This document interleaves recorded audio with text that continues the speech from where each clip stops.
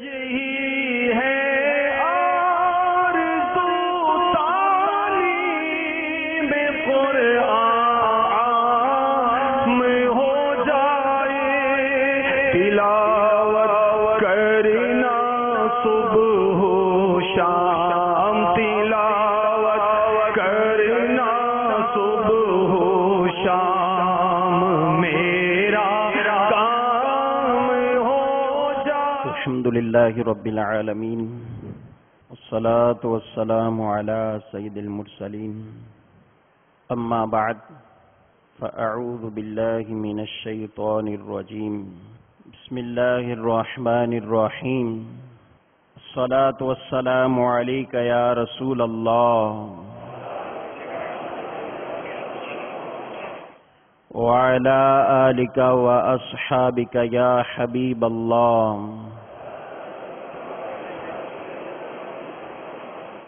الصلاة والسلام عليك يا نبي الله وعلى آلك وأصحابك يا نور الله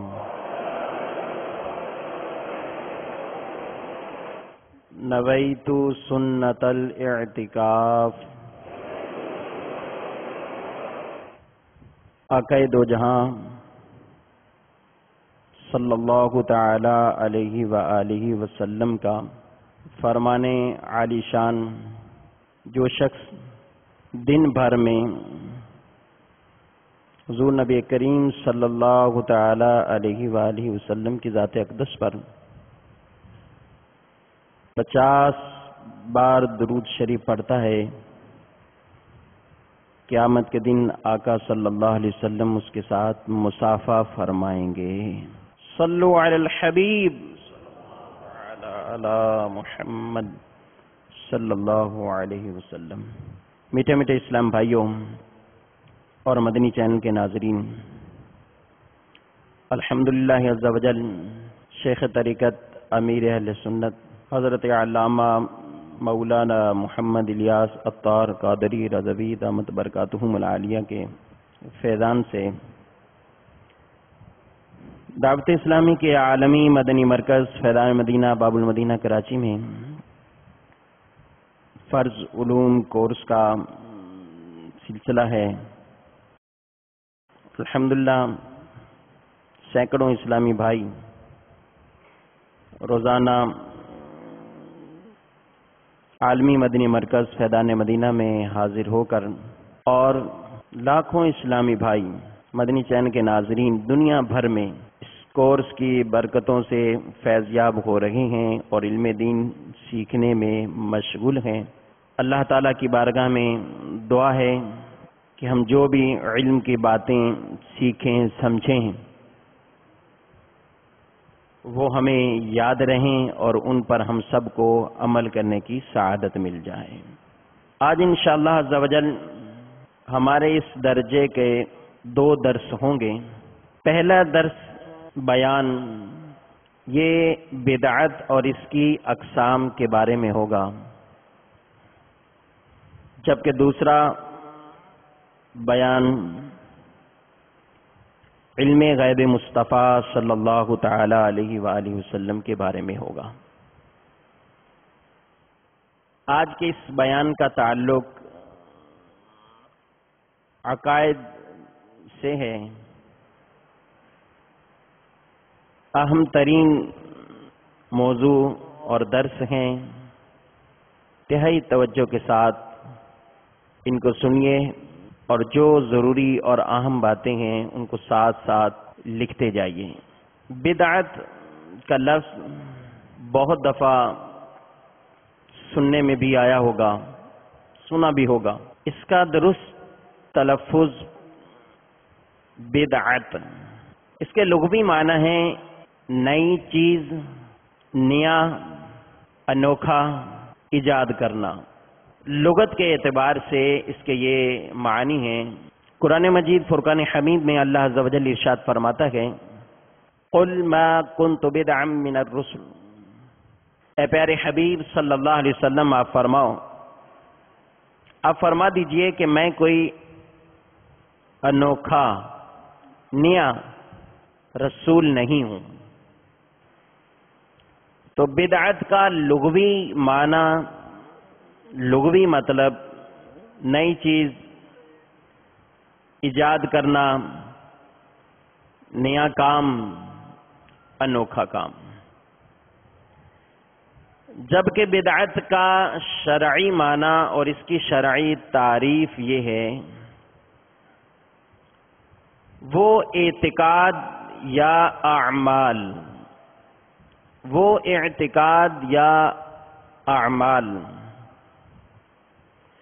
جو کہ حضور سرور کائنات صلی اللہ تعالی علیہ وآلہ وسلم کے زمانہ حیات میں نہ ہوں، بعد میں ایجاد ہوئے ہوں۔ شرعی طور پر بدعت کی تعریف یہ ہے، وہ اعتقاد یا اعمال جو کہ حضور سرور کائنات صلی اللہ تعالی علیہ وآلہ وسلم کے زمانہ حیات میں نہ ہوں، بعد میں ایجاد ہوئے ہوں۔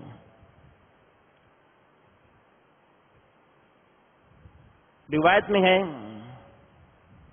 حضرت عائشہ صدیقہ رضی اللہ تعالی عنہ فرماتی ہیں کہ رسول اللہ صلی اللہ علیہ وسلم نے ارشاد فرمایا، من احدث فی امرنا ھذا ما لیس منہ فہو رد، جس نے ہمارے دین میں وہ طریقہ ایجاد کیا جو اس دین سے نہیں ہے، وہ مردود ہے، وہ رد ہے۔ اور ایک روایت میں ارشاد فرمایا، کل بدعۃ ضلالہ، ہر بدعت گمراہی ہے، وَكُلُّ ضَلَالَةٍ فِي النَّارِ، اور ہر گمراہی آگ میں۔ ان دو احادیث طیبہ میں نبی کریم صلی اللہ علیہ وسلم نے بدعت کے بارے میں مذمت کو بیان فرمایا ہے کہ نیا طریقہ، نیا کام، اس کے بارے میں آپ صلی اللہ علیہ وسلم نے مذمت فرمائی ہے اور اس کو گمراہی قرار دیا ہے۔ اب سوال یہ ہے کہ کیا ہر نیا کام جو آپ صلی اللہ علیہ وسلم کے زمانہ اقدس میں نہ تھا، بعد میں ایجاد ہوا، کیا ہر نیا کام وہ گمراہی ہے؟ ہر نیا کام وہ مردود ہے؟ تو اس کے بارے میں صحیح مسلم شریف کی ایک حدیث مبارک انتہائی توجہ کے ساتھ سنیں انشاءاللہ عز و جل، اس میں واضح طور پر اس سوال کا جواب موجود ہے۔ آقا دو جہاں سرور کائنات صلی اللہ علیہ وسلم نے ارشاد فرمایا، من سن فی الاسلام سنتا حسنتا فلہ اجرها واجر من عمل بها۔ ارشاد فرمایا کہ جس نے اسلام میں کوئی اچھا کام جاری کیا، جس نے اسلام میں کوئی اچھا کام جاری کیا تو اس آدمی کو اس کا ثواب ملے گا، اور جو اس پر عمل کریں گے ان کا بھی ثواب اس کو ملے گا۔ جس نے اسلام میں کوئی اچھا کام شروع کیا تو اس کو اس کا ثواب ملے گا، اور جو اس پر عمل کریں گے ان کا بھی ثواب اس شخص کو ملے گا، بغیر کسی کمی کے کہ ان کے عمل کے اندر کوئی کمی آئے۔ یعنی جو عمل کرتے جائیں گے ان کے بھی برابر ان کو پورا ثواب ملے گا، اور جس نے وہ اچھا کام شروع کیا ہے ان کو بھی اس کا جو ہے وہ ثواب پہنچے گا۔ پھر آقا صلی اللہ علیہ وسلم نے آگے ارشاد فرمایا کہ جس نے اسلام میں من سن فی الاسلام سنتا سیئتا، جس نے اسلام میں کوئی برا طریقہ ایجاد کیا، جس نے اسلام میں کوئی برا طریقہ ایجاد کیا، تو اس کا وبال، اس کا گناہ اس پر ہوگا، اور جو اس پر عمل کریں گے ان کا بھی گناہ اس شخص پر ہوگا، اور ان کے گناہ میں بھی کچھ کمی نہیں آئے گی۔ یعنی جو برائی کرے گا اس کو اس برائی، اس گناہ کا وبال اس پر ہوگا، اور جس نے اس کی ابتدا کی ہو اس شخص کو ان اپنا بھی گناہ اور ان افراد جو اس گناہ کے کاموں میں پڑے ان کا بھی گناہ اس کے جو ہے وہ اوپر آئے گا۔ اب آپ ملاحظہ کیجئے کہ پہلی دو روایات جو آپ نے سماعت کی ان میں کہ جس نے کوئی نیا کام شروع کیا وہ مردود گئے، اور فرمایا گیا کہ وہ بدعت گمراہی ہے، اور دوسری حدیث میں ارشاد فرمایا گیا کہ جس نے اچھا کام شروع کیا وہ قابل ثواب ہے، اس کو اس کا ثواب اور اجر ملے گا، اور جتنے لوگ اس پر عمل کریں گے ان کا بھی اجر جو ہے وہ ثواب جو ہے وہ اس شروع کرنے والے کو ملے گا، اور جس نے برا طریقہ ایجاد کیا اس کا وبال اور گناہ اس کو ملے گا، اور جتنے لوگ اس پر عمل کریں گے ان کی بھی تعداد اور گناہ جو گئے وہ وبال وہ شخص کے بھی جو گئے وہ ذمہ ہوگا، اس پر بھی آئے گا۔ تو جب یہ دونوں احادیث ہم پڑھتے گئے تو اس سے ایک تقسیم جو علماء کرام نے کی گئے کہ ہر نیا کام وہ گمراہی نہیں ہو سکتا، کہ حضور نبی کریم صلی اللہ علیہ وسلم نے خود ہی اس کی تقسیم فرما دی ایک طرف، اور یہ ارشاد فرما دیا، واضح اصول بنا دیا کہ وہ نیا کام وہ اگر اچھا ہے تو پھر وہ قابل ثواب اس کے لیے بنے گا، برا ہے تو پھر وہ گناہ اور اس کے لیے اوپر جو ہے اس کا وبال آئے گا۔ تو یہاں سے ہمیں بدعت کی دو قسمیں سمجھ میں آئی ہیں جو علماء کرام نے اپنی کتابوں میں واضح طور پر لکھی گئیں، وہ ہیں بدعت حسنہ اور بدعت سیئہ۔ بدعت حسنہ اچھی بدعت، بدعت سیئہ بری بدعت، اچھی بدعت بری بدعت۔ بدعت حسنہ کی تعریف بھی لکھ لیجئے، مدنی چینل کے ناظرین بھی ان تعریفات اور اہم چیزیں جو ہیں وہ ان کو ساتھ ساتھ اپنی ڈائریوں پر اپنی کاپیوں پر لکھتے جائیں۔ بدعت حسنہ اس نئے اور اچھے کام کو کہتے ہیں جو کسی سنت کے خلاف نہ ہو۔ بدعت حسنہ اس نئے اور اچھے کام کو کہتے ہیں جو کسی سنت کے خلاف نہ ہو اور شرعاً اس کی ممانعت پر کوئی دلیل بھی نہ ہو۔ بدعت حسنہ اس نئے اور اچھے کام کو کہتے ہیں جو کسی سنت کے خلاف نہ ہو اور شرعاً اس کی ممانعت پر کوئی دلیل بھی نہ ہو۔ جیسے مدارس بنانا، دینی کتابیں چھاپنا وغیرہ، ان کی مثالیں انشاءاللہ آگے جو ہے وہ تفصیل سے بیان کروں گا۔ بدعت سیئہ بری بدعت اس نئے اور برے کام کو کہتے ہیں جو کسی سنت کو مٹانے والے ہوں۔ بدعت سیئہ بری بدعت اس نئے برے کام کو کہتے ہیں جو کسی سنت کو مٹانے والا ہو یا کسی سنت کے خلاف ہو. مثال کے طور پر جمعۃ المبارک اور عیدین کا خطبہ عربی میں پڑھا جاتا ہے اور ابھی بھی عربی میں ہی الحمدللہ پڑھتے ہیں. اب کوئی شخص اگر اسی کو عربی کی جگہ اردو یا بھی اپنی مادری زبان میں جو ہے وہ پڑھنا شروع کرے تو یہ ایسا کام ہے جو اس سنت کو مٹا دینے والا ہے، ختم کرنے والا ہے، تو بری بدعت کے اندر اس کا شمار ہوگا. اور بعض اوقات تو بدعت جو ہے وہ واجب کے بھی درجے پر ہے. علماء کرام نے اس کی جو اقسام بیان کی ہیں، مرکات المفاتیح میں بھی، علامہ شامی علیہ رحمہ نے فتاوی شامی میں بھی، تو اس کی اقسام میں سے بدعت واجبہ، بدعت مستحبہ، بدعت مباح، بدعت مکروہہ اور بدعت حرام.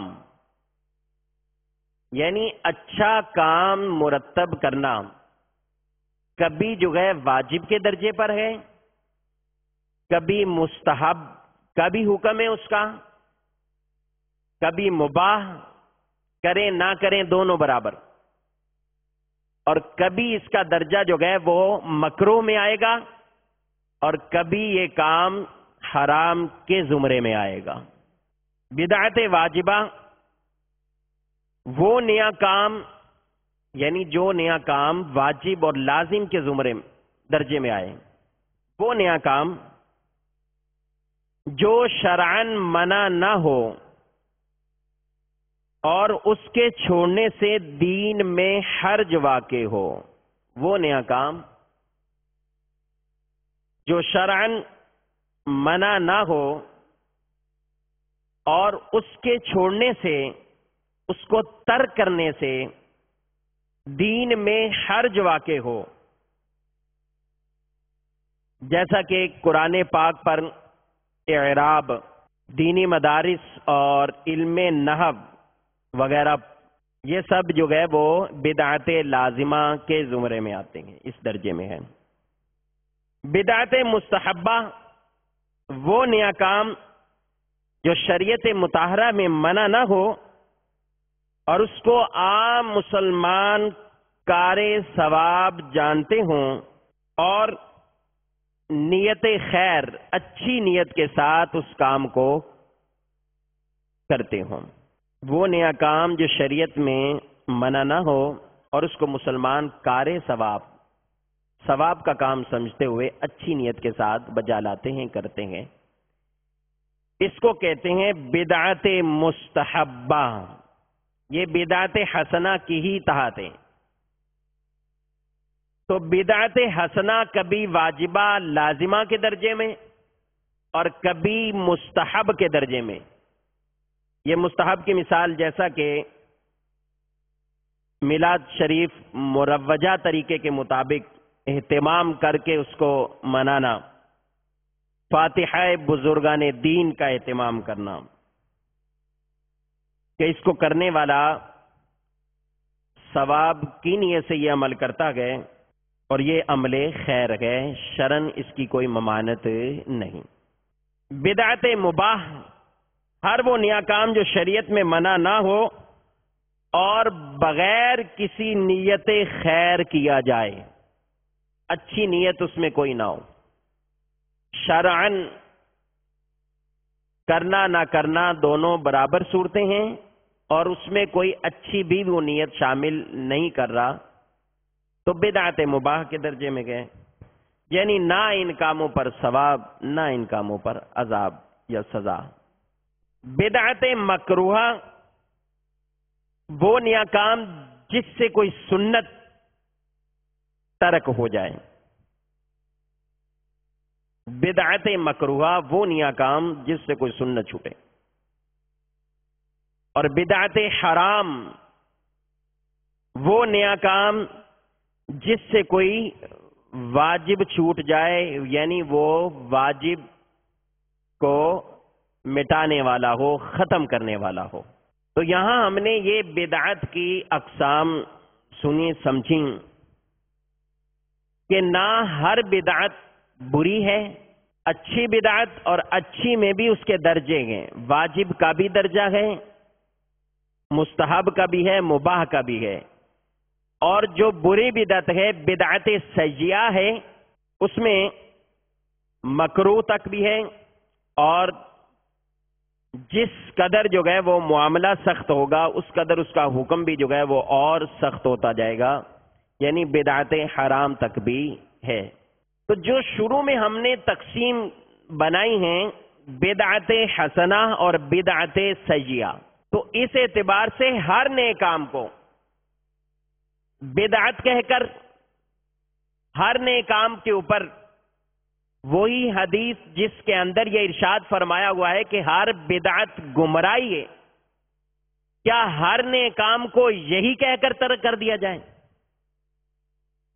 تو اس سے ہمیں پتا چلا کہ ہر نئے کام کو اس طرح ترک نہیں کیا جائے گا، اور نہ ہی اس کے اوپر جو ہے مطلقاً بدعت کا حکم لگایا جائے گا، بلکہ اس کے بارے میں یہ دیکھا جائے کہ وہ نیا کام آیا کسی سنت کو مٹانے والا ہے، وہ نیا کام کسی سنت کے خلاف ہے، وہ نیا کام کیا شریعت مطہرہ میں اس کی ممانت پر دلیل موجود ہے؟ اگر ایسا نہیں ہے تو پھر ہم اس کے اوپر مطلقاً اس کام کو گمراہی جو ہے وہ ہرگز جو ہے وہ نہیں کہہ سکتے، کیونکہ شریعت مطہرہ نے اس کے اوپر جو ہے وہ یہ حکم جو ہے وہ نہیں لگایا۔ کہ حدیث مبارک مسلم شریف کی حدیث پاک تو ہمیں یہی درس جو ہے وہ دے رہی کہ جس نے اچھا کام ایجاد کیا وہ قابل ثواب گئے، اس کو ثواب ملے گا، اور جس نے برا ایجاد کیا اس کا وبال جو ہے وہ اس کے اوپر ہوئے گا۔ تو بدعت حسنہ اور بدعت سیئہ ان تقسیم کو ماننا جو ہے وہ بہت اس حوالے سے ضروری ہے کہ کہیں ہم جو ہے وہ ہر نئے کام کے اوپر کیا اس کو اسی حدیث کے تحت مانیں گے کہ ہر بدعت گمراہی، ایسا نہیں ہے۔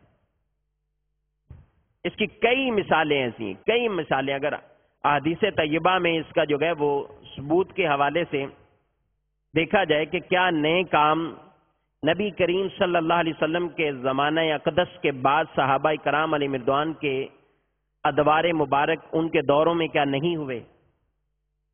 کیا صحابہ کے بعد تابعین اور تبع تابعین کے دور جو ہے وہ ادوار میں نہیں ہوئے؟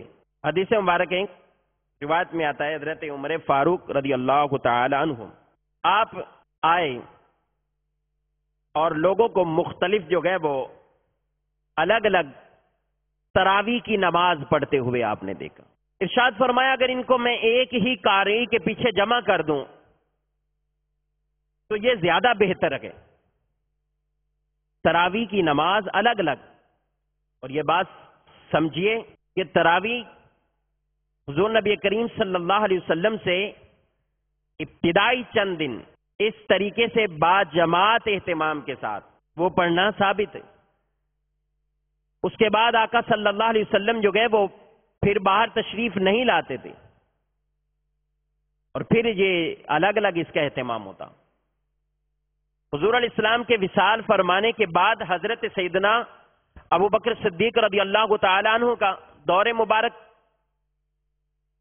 وہ پورا دور خلافت حضرت سیدنا ابو بکر صدیق رضی اللہ تعالی عنہ کا، اس میں رمضان المبارک کے اندر تراویح الگ الگ پڑھا کرتے تھے، تراویح پڑھتے لیکن الگ الگ۔ حضرت عمر فاروق رضی اللہ تعالیٰ عنہ کے دور خلافت، آپ کے بھی دور میں ایسا ہی، یعنی الگ الگ پڑھتے۔ پھر آپ نے جب اس طرح دیکھا تو آپ نے ارشاد فرمایا کہ اگر میں ان کو ایک ہی قاری کے پیچھے جمع کر دوں تو یہ کیا بہتر نہیں ہوگا؟ تو آپ نے ابی بن کعب رضی اللہ تعالیٰ عنہ پر سب کو جمع کیا، یعنی ان کو امام بنایا، اور یہ بنانے کے بعد آپ نے ارشاد فرمایا یہ کیا ہی اچھی بدعت ہے، یہ کیا ہی اچھی بدعت ہے۔ اور اس کے بعد ابھی تک یہ معمول ہے مسلمانوں میں رائج کہ تراویح جو ہے وہ با جماعت مسجدوں میں ذوق شوق کے ساتھ جو ہے وہ مسلمان ادا کرتے ہیں الحمدللہ۔ تو یہ کام حضرت سیدنا عمر فاروق رضی اللہ تعالی عنہ آپ نے شروع کیا، یعنی بعد جماعت باقاعدہ مستقل اہتمام کے ساتھ تراویح، اور اس کو اچھی بدعت فرمایا ہے۔ یہ بھی نیا کام حضور صلی اللہ علیہ وسلم کے زمانے کے بعد ایجاد ہوا ہے، لیکن کیا ہے، کام اچھا ہے۔ اب وہ حدیث کا حکم اس پر نہیں آئے گا کہ ہر نیا کام گمراہی، وہ نہیں، بلکہ کیا ہے، یہ وہ حدیث کہ جس میں فرمایا جس نے اسلام میں اچھا طریقہ ایجاد کیا وہ ثواب اس کو ملے گا، اور جتنے لوگ اس پر عمل کرتے رہیں گے ان کا ثواب بھی ان کو ملتا رہے گا۔ صحیح بخاری شریف کی حدیث ہے، حضرت سیدنا زید بن ثابت فرماتے گئے کہ جنگ یمامہ میں بہت سے صحابہ جو حافظ قرآن تھے وہ شہید ہوئے۔ وہ صحابہ جب شہید ہوئے تو سیدنا صدیق اکبر رضی اللہ تعالی عنہ کے پاس حضرت عمر فاروق رضی اللہ تعالی عنہ یہ آئے اور کہنے لگے کہ بہت سے حفاظ شہید ہوئے ہیں وہاں پر،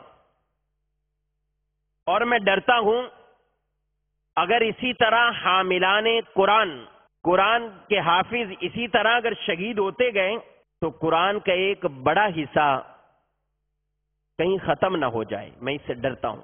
میری رائے یہ ہے کہ آپ قرآن مجید کو ایک جگہ جمع کرنے کا حکم ارشاد فرما دیں۔ حضرت سیدنا عمر فاروق رضی اللہ تعالیٰ عنہ نے حضرت ابوبکر صدیق رضی اللہ تعالیٰ عنہ سے کہا آپ قرآن پاک کو ایک جگہ جو گئے وہ جمع فرمانے کا حکم ارشاد فرما دیں، ایک جگہ اس کو لکھ دیا جائے گا۔ اور آپ کے جواب میں جو کلمات تھے توجہ سے سنیے، آپ نے فرمایا کہ رسول اللہ صلی اللہ علیہ وسلم نے تو یہ کام نہیں کیا، تم کیسے کرو گے؟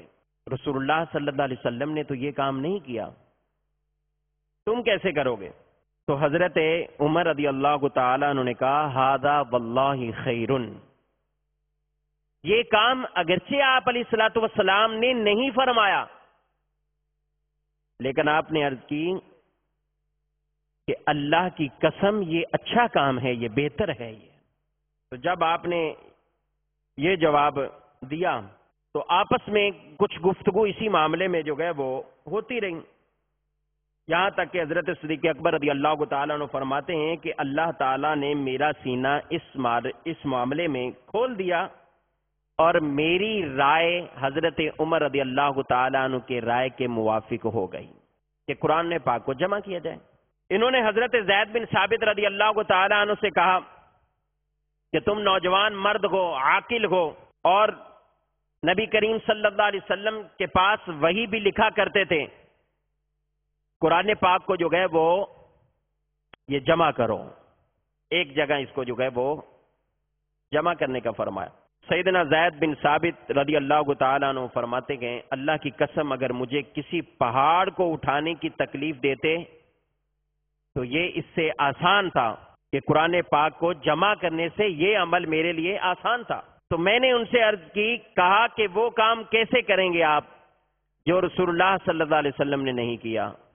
یہ پھر حضرت زید بن ثابت یہی حضرت ابوبکر صدیق رضی اللہ تعالیٰ عنہ سے کہہ رہے، اور آپ نے بھی یہی ارشاد فرمایا ہوا واللہ خیر، کہ ٹھیک ہے اگرچہ حضور علیہ السلام سے یہ کام منقول نہیں ہے اور آپ نے نہیں کیا، لیکن اللہ کی قسم یہ کام اچھا ہے۔ تو حضرت زید رضی اللہ تعالیٰ عنہ وہ بھی فرماتے ہیں کہ کچھ گفتگو ہوئی اور اس کے بعد میرا بھی سینہ اللہ نے کھول دیا کہ حضرت ابوبکر اور حضرت عمر فاروق رضی اللہ تعالیٰ عنہ کا جس طرح جو ہے وہ سینہ کھولا، پس میں نے قرآن پاک کو اس طرح مختلف لوگوں سے جو بھی آیات مبارکہ جس کے پاس جو لکھی ہوئی تھیں ان کو لے کر جو ہے وہ ایک جگہ جمع کرنا شروع کر دیا۔ تو قرآن پاک جو آج ہمارے پاس ایک کتابی صورت میں ایک جگہ جمع یہ لکھا گیا اور پھر ہمارے پاس اب موجود الحمدللہ، اس سے ہم جو گئے وہ مستفید ہو رہے، فائدہ اٹھا رہے ہیں، یہ بدعت حسنہ کی وہ اہم مثال ہے، ایک تراویح اور ایک قرآن پاک کا جمع ہونا، کہ جو زمانہ نبوی صلی اللہ تعالی علیہ وآلہ وسلم میں یہ کام نہیں ہوا، اور حضرت عمر فاروق رضی اللہ تعالیٰ عنہ، حضرت ابوبکر صدیق اور حضرت زید بن ثابت، ان تینوں کی مشاورت سے یہ جو ہے وہ کام، اور پھر صحابہ کرام علیہ رضوان کے دور مبارک میں ہی جو ہے وہ اس کا سلسلہ ہوا۔ اسی طرح اگر کئی روایات ایسی، کئی روایات ان کو لیا جائے، ان کو جمع کیا جائے، تو ایسی کئی مثالیں ہیں۔ جمعۃ المبارک میں دوسری اذان ثانی، یہ حضرت سیدنا عثمان غنی رضی اللہ تعالیٰ عنہ کے دور میں شروع ہوئی تھی۔ یہ نبی کریم علیہ الصلوۃ والسلام کے دور میں جمعہ کی 2 اذانیں نہیں ہوتی تھی۔ حضرت سیدنا ابو بکر صدیق رضی اللہ تعالیٰ عنہ کے زمانے میں بھی ایسا نہیں ہوتا تھا، سیدنا عمر فاروق رضی اللہ تعالیٰ عنہ کے زمانے میں بھی ایسا نہیں ہوتا تھا۔ قرآن پاک کے اعراب یہ حجاج بن یوسف کے دور میں ہوئے، چاروں صحابہ کے دور خلافت کے اندر یہ معاملہ نہیں ہوا۔ اور اس طرح 20 کام اور مسجد میں امام کے کھڑے ہونے کے لیے محراب جو بنایا جاتا ہے، پہلے مسجدوں میں نہ تھے، منبر تھا، محراب ایک خصوصی طاق جو بنا کر جو ہے وہ ایک مخصوص حیت پہ بناتے ہیں۔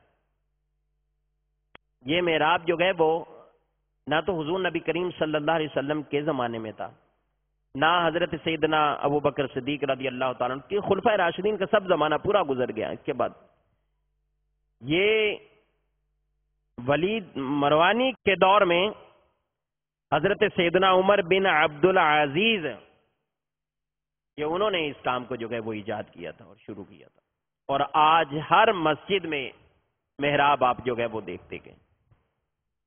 تو ان باتوں سے ہمیں یہ بات سمجھ میں آئی کہ ہر نئے کام کو اچھا کام اور برا کام یہ تقسیم کے ساتھ اس کو یاد کیا جائے۔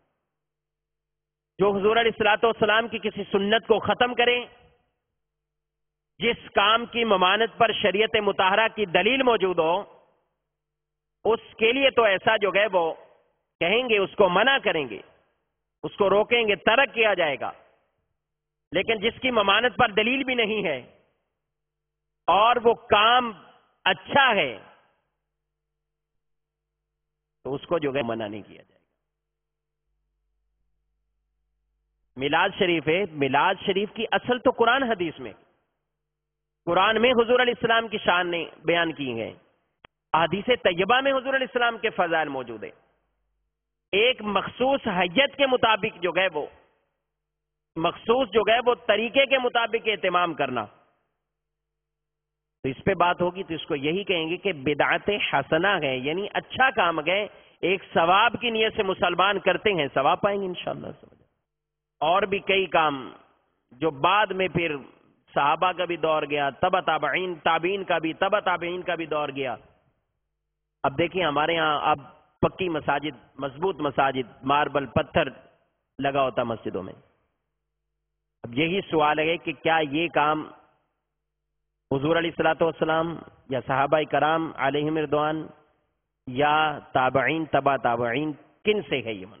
لیکن ٹھیک ہے، مسلمان مسجدوں کے احترام کے لیے، کیونکہ اب عالی شان اپنے گھروں کے مکانات چونکہ عالی شان بناتے گئے، تو انہی کیفیات کے پیش نظر آپ مسجدیں بھی جو ہے وہ اچھی اچھی نیتوں کے ساتھ اچھی اچھی بنائیں گے، انشاءاللہ ثواب پائیں گے، اس کو منع نہیں کیا جا سکتا۔ اسی طرح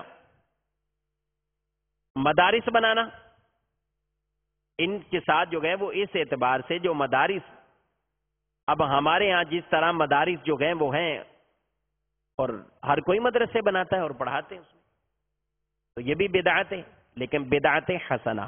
کون سی بدعت ہے؟ بدعت حسنہ، اچھی بدعت۔ درس نظامی کا کورس مرتب جو اس میں کورس پڑھایا جائے گا بدعت ہے، لیکن بدعت حسنہ، اچھی بدعت ہے۔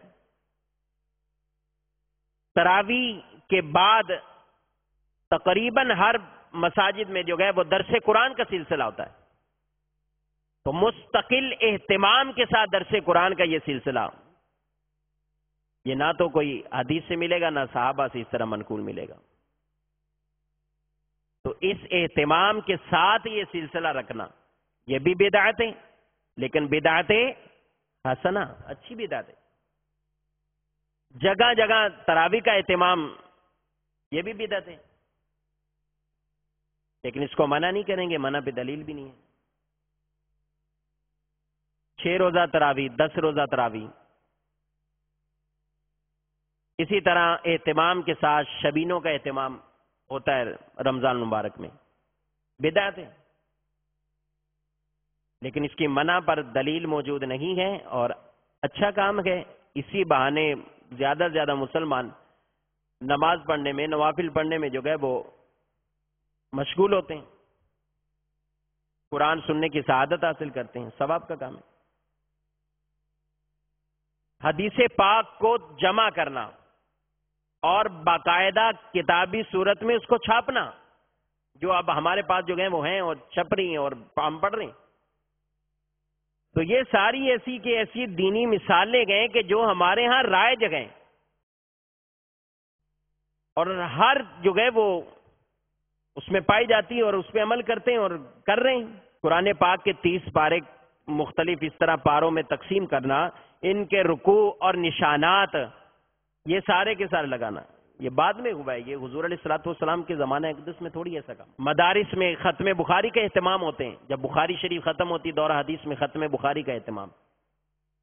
بدعتیں، اچھی بدعت ہے، اچھا کام ہے. تو کئی اور مذہبی پروگرام، مذہبی جو گئے وہ معاملات جو ابھی اور مزید رائج ہیں اور چلتے جا رہے ہیں. تو اس لیے ہم ہر کام کو بدعت گمراہی نہیں کہہ سکتے. اس کام کو دیکھا جائے گا وہ کام کیا ہے. وہ اگر کسی سنت کو ختم کرنے والا ہے اور اس کی ممانت پر دلیل موجود ہے تو اس کو جو ہے وہ ضرور ترک کیا جائے گا. لیکن ہر ایک کو جو ہے وہ بدعت اور گمراہی کہہ کے اس کام کو جو ہے وہ ترک نہیں کیا جائے گا. ورنہ تو یہ دنیا کا نظام ہی جو ہے وہ اگر یہی اصول اپنا لیں کہ یہ اس دور میں نہیں تھا، اس کے بعد ہو ہی نہیں سکتا، تو پھر یہ نظام ہی درم بھرم ہو جائے گا. نئے نئے کاروبار، نئے نئے سفر کے انداز. حج پہ جانا اس دور میں تھا لیکن ہوائی جہاز پہ جانا. مسجدیں تھیں اس طرح بنا کر اس میں پنکھے لگا کے بیٹھنا، خود ہر مسجد میں مائک لگانا، مائک میں اذان پڑھنا، کئی کام ایسے کے. تو اس طرح ہر کام پر بدعت گمراہی کا حکم نہیں لگے گا، بلکہ جو اچھا کام ہوگا اچھی نیت سے کیا جا رہا ہے انشاءاللہ اس پر جو ہے وہ ثواب بھی ملے گا. اور برا کام جس سے سنت ترک ہو رہی ہو اس کو جو ہے وہ ترک کیا جائے گا. امید ہے آپ اسلام بھائی بھی اور مدنی چین کے ناظرین بھی بدعت کا مفہوم اچھی طرح ذہن نشین ہو گیا ہوگا، سمجھ لیا ہوگا. اور حضور علیہ الصلوۃ والسلام کی ایک روایت بھی ہے کہ میری امت گمراہی پر جمع نہیں ہوگی. میری امت گمراہی پر جمع نہیں ہوگی. ساری امت ان چیزوں پر جو ہے وہ عمل کر رہی ہے. مسجدیں بنا رہے ہیں، مدارس بنا رہے ہیں، کتابیں چھاپ رہے ہیں، حدیث کی کتابیں چھاپ رہے ہیں. قرآن پاک تو جمع اس وقت ہو گیا لیکن اب مختلف پریس میں مختلف انداز سے اس کو چھاپنا، یہ ساری کی ساری بدعت ہے. لیکن ان کو منع نہیں کیا جائے گا. یہی چیز سمجھی جائے گی اچھا کام اچھی بدعت قابل ثواب، اور برا کام وہ برا کام رہے گا، بری بدعت رہے گا. اور جس قدر وہ اس میں برائی زیادہ ہے اسی شدت کے اعتبار سے اس پر حکم بھی اتنا سخت ہوگا. اللہ تعالیٰ ان باتوں کو ہم سب کو یاد رکھنے کی توفیق عطا فرمائے. صلو علی الحبیب صلی اللہ تعالی. ہمارا مدنی مقصد کیا ہے؟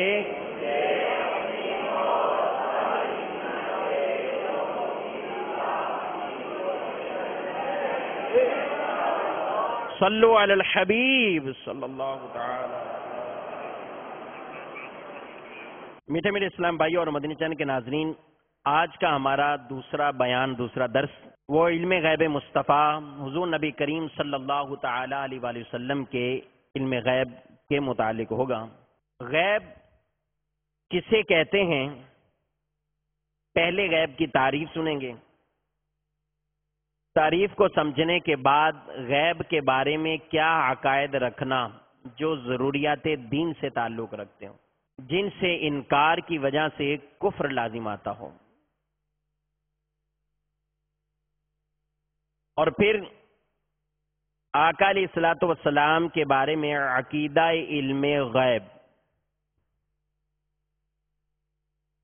اور اس کے بعد اس عقیدے پر قرآن سے چند آیات اور چند احادیث طیبہ خود حضور علیہ الصلوۃ والسلام کے فرامین کہ جن سے علم غیب کا ثبوت ہے۔ اس درس میں انشاءاللہ یہ باتیں ہم سیکھیں سمجھیں گے۔ غیب کہتے ہیں چھپی ہوئی چیز کو۔ مفتی احمد یار خان نعیمی علیہ رحمہ اس کی تعریف بیان کرتے ہوئے ارشاد فرماتے ہیں، غیب وہ چھپی ہوئی چیز ہے جس کو انسان نہ تو آنکھ، ناک، کان وغیرہ حواس سے محسوس کر سکے۔ حواس خمسہ، 5 حواس۔ دیکھیے، آپ کو کسی چیز کا علم ہوتا گئے، اس کو دیکھنے سے آپ کو علم ہو گیا۔ بعض ایسی چیزیں کہ جس کے بارے میں آپ کو علم کیفیت چکھنے سے بھی ہو جاتی ہے، اس کے بارے میں علم ہو گیا۔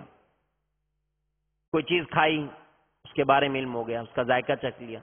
بعض چیزیں سونگھنے سے، یعنی ہمارے ناک کے ذریعے سے ہم اس چیز کی معرفت لیتے ہیں۔ بعض چیزوں کو سن کر کان کے ذریعے سے،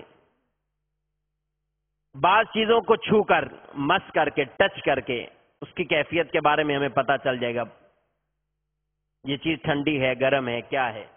تو یہ بھی ذرائع ہیں ایک معرفت کے، ایک علم آنے کے۔ تو غیب کے بارے میں فرما رہے ہیں کہ غیب وہ چھپی ہوئی چیز ہے جس کو انسان نہ تو آنکھ، کان، ناک وغیرہ حواس سے محسوس کر سکے، اور نہ بلا دلیل بداہت عقل میں آ سکے۔ غیب وہ کام، وہ امر، وہ چھپی ہوئی چیز ہے جس کو آنکھ، ناک، کان، حواس وغیرہ سے محسوس جو ہے وہ نہ کر سکے، اور نہ ہی بلا دلیل وہ عقل میں آ سکے۔ اب کوئی دور سے کسی چیز کی اس نے سن لیا، موبائل سے ہی بات کرتے ہوئے وہاں کی بات یہاں سن لی، تو اس نے اپنے کان کو استعمال کیا، موبائل آلہ استعمال کیا، اس نے، یہ غیب نہیں کہلائے گا۔ دیکھ لیا، نیٹ سے کوئی چیز دیکھ لی، ٹی وی پر کوئی چیز دیکھ لی، علم آ گیا اس کو، لیکن یہ بھی حواس اور آلات کے ذریعے اس کو آیا۔ تو آلات کے ذریعے بھی جو علم آئے گا وہ غیب نہیں ہوگا۔ غیب کے بارے میں عقیدہ کہ اللہ عز و جل عالم بالغیب ہے، اللہ عز و جل عالم بالغیب ہے، اس کا علم ذاتی ہے، اس کے بتائے بغیر کوئی ایک حرف بھی نہیں جانتا۔ اللہ عز و جل عالم بالغیب ہے، اس کا علم ذاتی ہے، اس کے بتائے بغیر کوئی ایک حرف، کوئی ایک ذرے کا بھی علم نہیں رکھتا۔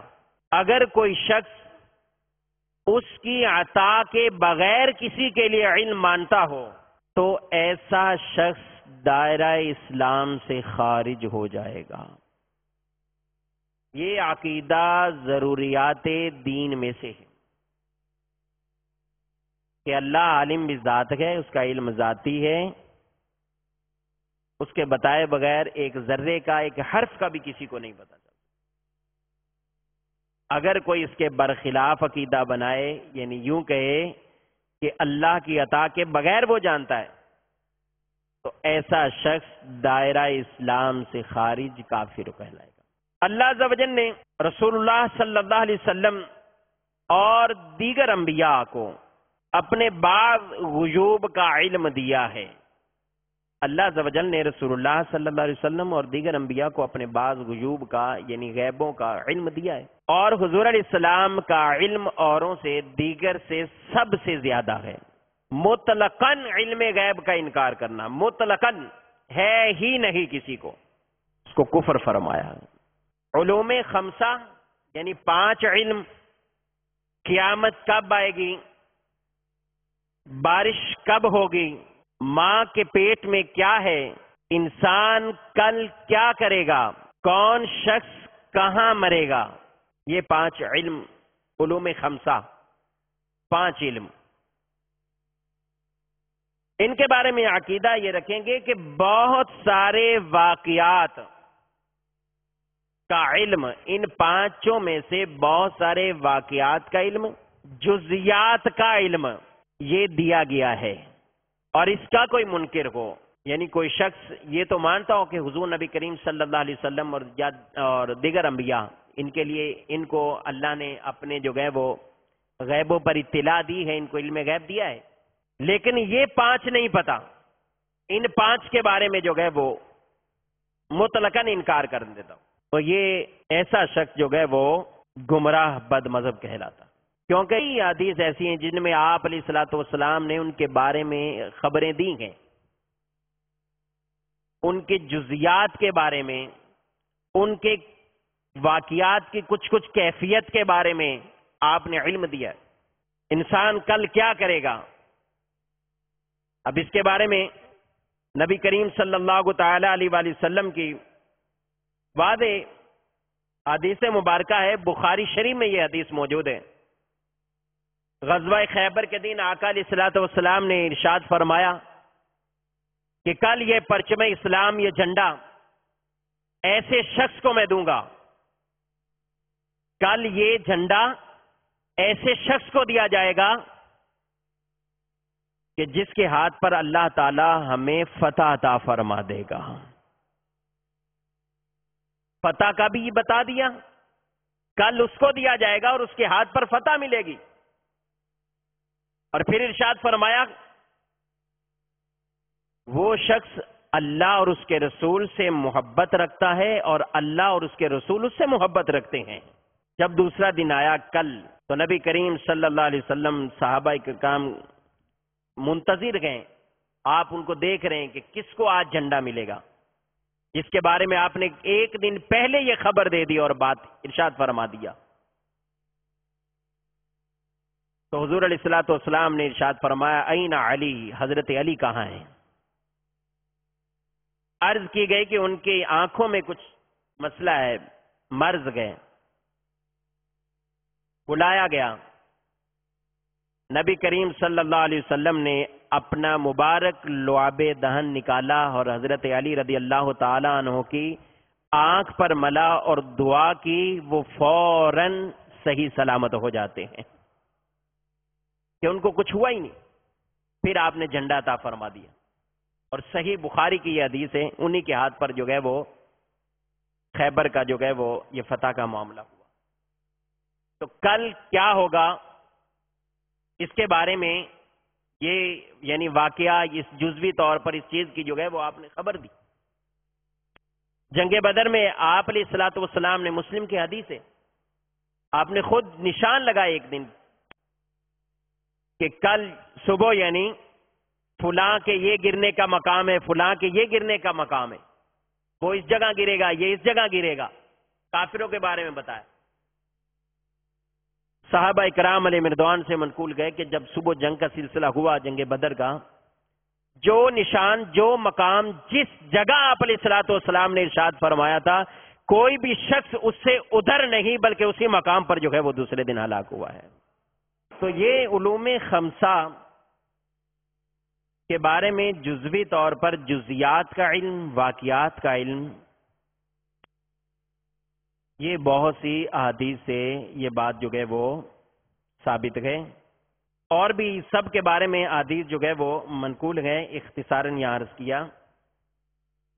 اب لکھ لیجئے کہ عقیدہ حضور علیہ السلام کے بارے میں ہم عقیدہ کیا رکھیں گے؟ علم کے بارے میں لوح محفوظ پر جو کچھ لکھا ہوا ہے، جو چھپا ہوا ہے، لکھا ہوا ہے، چھپا ہوا ہے، روز اول سے روز آخر تک، ان سب کا علم آپ کو عطا فرمایا گیا ہے۔ اللہ کی عطا سے، حضور علیہ الصلوۃ والسلام اللہ کی عطا سے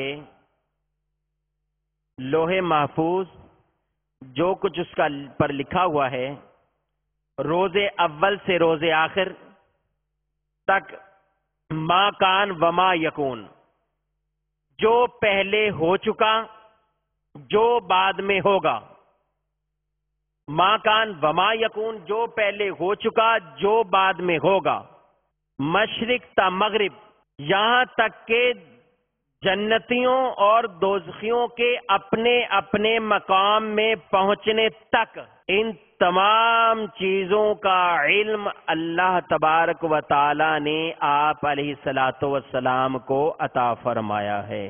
اور یاد رکھیے، ان تمام کا علم، یہ جو آپ علیہ السلام کا علم ہے، یہ تدریجن ہوا ہے۔ ہمارے اس بارے میں عقیدہ اور جسے دعویٰ بھی کہتے ہیں وہ یہ ہے کہ قرآن پاک 23 سال کے عرصے میں وقفے وقفے سے اترا ہے، نازل ہوا ہے۔ آقا علیہ الصلوۃ والسلام کا علم ما کان و ما یکون، جو پہلے تھا، جو بعد میں ہوگا، اس کی بھی تکمیل یعنی یہ پورا ہونا، یہ قرآن پاک کے نزول کے ساتھ ساتھ بڑھتا گیا۔ یہ علم قرآن کے نزول کے ساتھ ساتھ بڑھتا گیا۔ جس قدر قرآن پاک نازل ہوتا گیا، جس قدر جو ہے وہ آیات آتی گئیں، اترتی گئیں، یہ علم مصطفیٰ بھی اسی قدر بڑھتا گیا۔ 23 سال کے عرصے میں جب قرآن پورا اتر آیا، مکمل ہو گیا، علم مصطفیٰ صلی اللہ علیہ وسلم کی بھی تکمیل ہوگی، وہ بھی پورا ہو گیا۔ تو ہمارا عقیدہ اس بارے میں قطعاً یہ نہیں ہے کہ ایک ہی دفعہ یا قرآن کے پورا نازل ہونے سے پہلے ہی آپ کو سب چیزوں کا علم تھا، ما کان و ما یکون کا علم پہلے سے تھا۔ نہیں، بلکہ عقیدہ یہ ہے اس بارے میں کہ آپ علیہ الصلوۃ والسلام کا علم مبارک قرآن کے پورا ہونے یعنی پورا اترنے کے ساتھ وہ بھی پورا ہوا ہے، تکمیل کو پہنچا۔ اب اگر کوئی واقعہ کوئی معاملہ اگر کسی کے پوچھنے پر نہ بتایا گیا، اب کوئی آپ روایت پڑھ لیں یا واقعہ پڑھ لیں، آپ سے یہ پوچھا گیا، آپ نے نہیں بتایا، یا فلاں واقعے کی آپ نے خبر نہیں دی، تو یاد رکھیے یہ کوئی جزوی واقعہ جس کے بارے میں نہ بتانا، اولاً تو یہ یاد رکھیں، کسی چیز کا نہ بتانا یہ علم نہ ہونے کی دلیل نہیں ہے۔ پہلی یہ بات یاد رکھیں، کسی چیز کا نہ بتانا، کسی چیز کا نہ بتانا یہ علم نہ ہونے کی دلیل نہیں ہے۔ کیوں؟ کیونکہ بعض ایسے معاملات ہیں جن کو پوشیدہ رکھنے کا بھی حکم ہے، بعض ایسے معاملات جن کو پوشیدہ رکھنے کا بھی حکم، بعض میں ایسی حکمتیں پوشیدہ ہوتی تھی، چھپی ہوئی ہوتی تھی، جن کا سامعین، سامنے والوں کو پتا نہیں ہے، لیکن وہ ان کو پتا ہے اس کے پیچھے کیا حکمت ہے، تو اس حکمت کے پیش نظر اس سے سکوت اختیار کیا گیا۔ تو کسی چیز کا نہ بتانا یہ علم نہ ہونے کی دلیل نہیں ہے، اولاً تو یہ یاد۔ اور دوسری بات یہ ہے کہ ایسا کوئی بھی واقعہ، کوئی بھی روایت، کوئی بھی واقعہ ایسا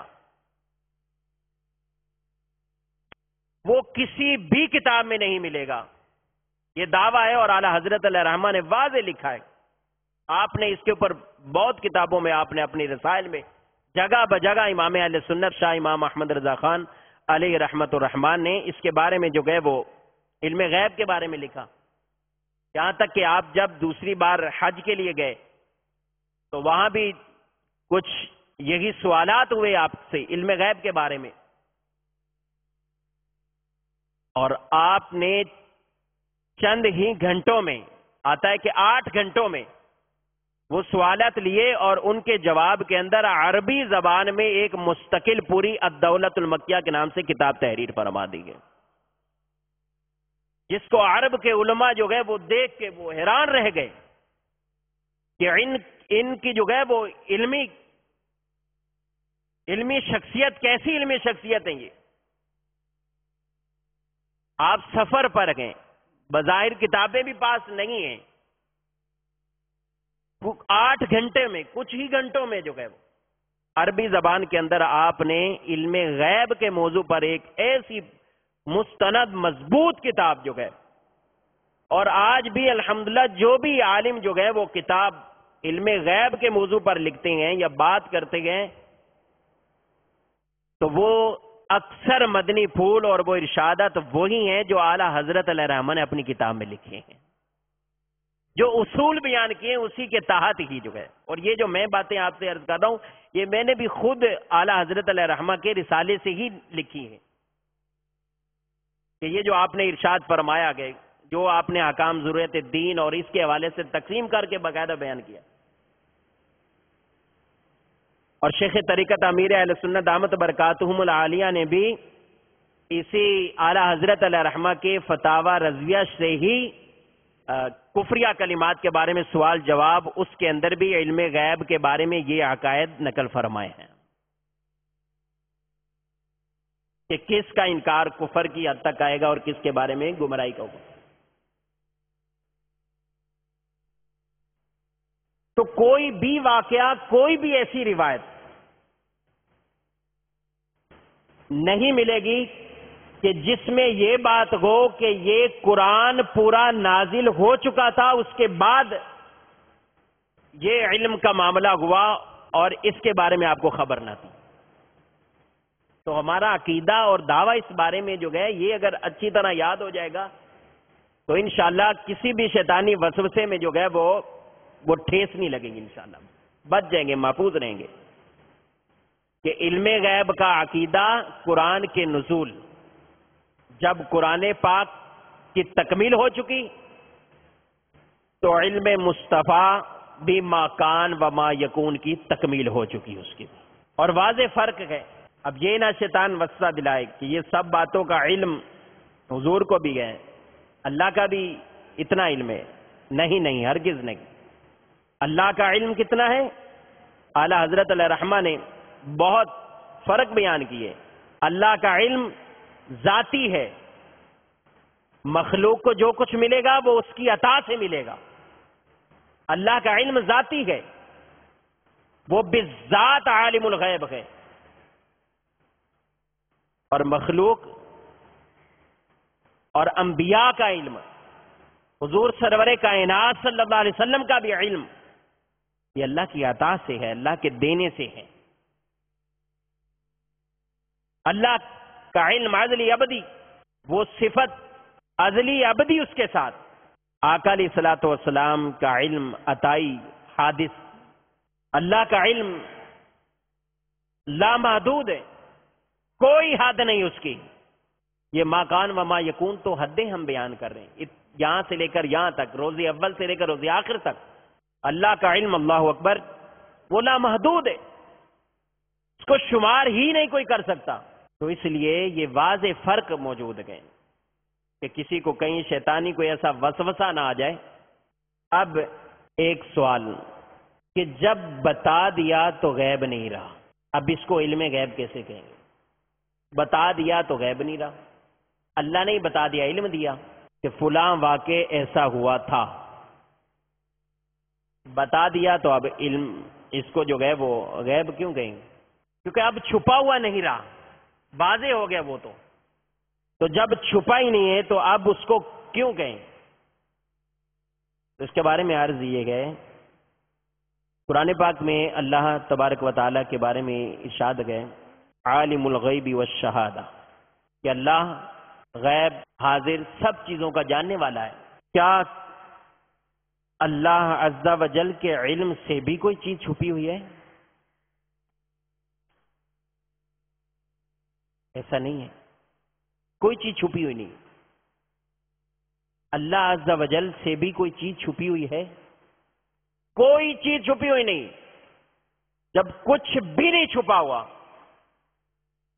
قرآن میں اس کو جگہ بجگہ غیب فرمایا ہے۔ تو کیوں غیب فرمایا؟ وہ اس لیے فرمایا، مفسرین نے اس کا جواب دیا کہ بے اعتباری ہی بالناس، یہ غیب لوگوں کے اعتبار سے اسے غیب کہا جاتا ہے کہ وہ چیز لوگوں سے چھپی ہوئی ہے، وہ چیز لوگوں سے چھپی ہوئی ہے، تو اس کو جو غیب کہا جاتا ہے وہ لوگوں کے اعتبار سے اس کو غیب کہا جاتا ہے۔ وہ ان پہ عیا ہوئی ہیں لیکن کسی کو نہیں پتا، ان سے چھپی ہوئی ہے، مخفی ہے۔ تو اس اعتبار سے اللہ تبارک و تعالی کے لیے بھی جو عالم الغیب کہا ہے، قرآن پاک میں متعدد مقامات پر اللہ تعالیٰ کے لیے جو علم غیب کی آیات مبارکہ ہیں، ان سے مراد یہ ہے ما غاب عن العباد۔ مفسرین نے لکھا ہے، جگہ بجگہ لکھا ہے کہ جو بندوں سے غائب گئے، جو بندوں سے چھپی ہوئی ہے، جو لوگوں سے چھپی ہوئی ہے، اسے غیب کہتے ہیں۔ اور یہ بات بھی لکھتے چلیں کہ وہ آیات جن کے اندر علم غیب کی نفی موجود ہے، جن میں یہ بات آیات کے اندر ہے کہ علم غیب صرف اللہ کے پاس، یا وہ خاص آیات جس میں حضور علیہ السلام سے ارشاد فرمایا گیا ہے کہ آپ فرماؤ میرے پاس علم غیب نہیں، میں غیب نہیں جانتا۔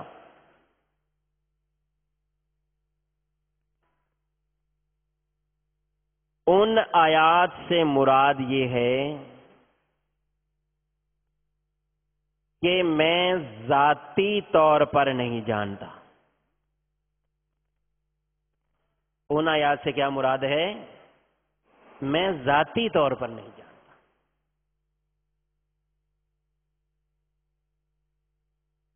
اور جن میں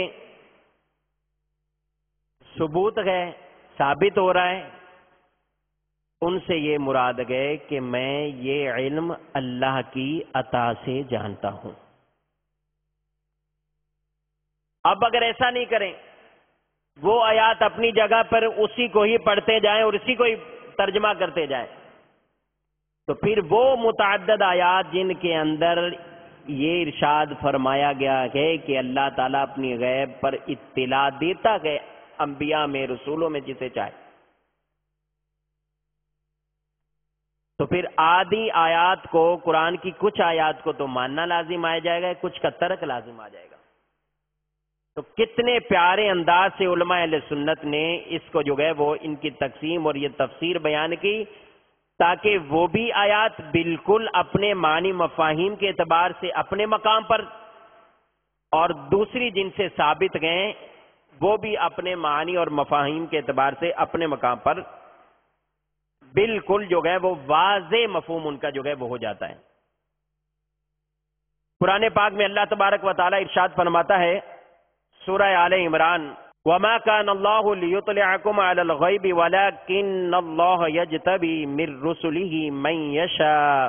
ترجمہ، اور اللہ کی یہ شان نہیں ہے کہ اے عام لوگوں تمہیں غیب کا علم دے، اللہ کی یہ شان نہیں ہے اے عام لوگوں تمہیں غیب کا علم دے، ہاں اللہ چن لیتا ہے اپنے رسولوں میں سے جسے چاہے۔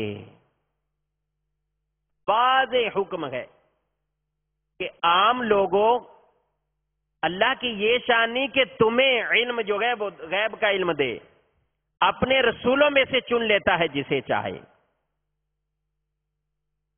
اور 29ویں پارے میں سورہ جن کے اندر عالم الغیب فلا یظہر علی غیبہ احدا الا من ارتضی من رسول۔ غیب کا جاننے والا تو اپنے غیب پر کسی کو مسلط نہیں کرتا، غیب کا جاننے والا اپنے غیب پر کسی کو مسلط نہیں کرتا، سوائے اپنے پسندیدہ رسولوں کے. یہ وہ آیات ہیں جن میں یہ بات واضح طور پر موجود ہے کہ اللہ تبارک و تعالی اپنے رسولوں میں سے جسے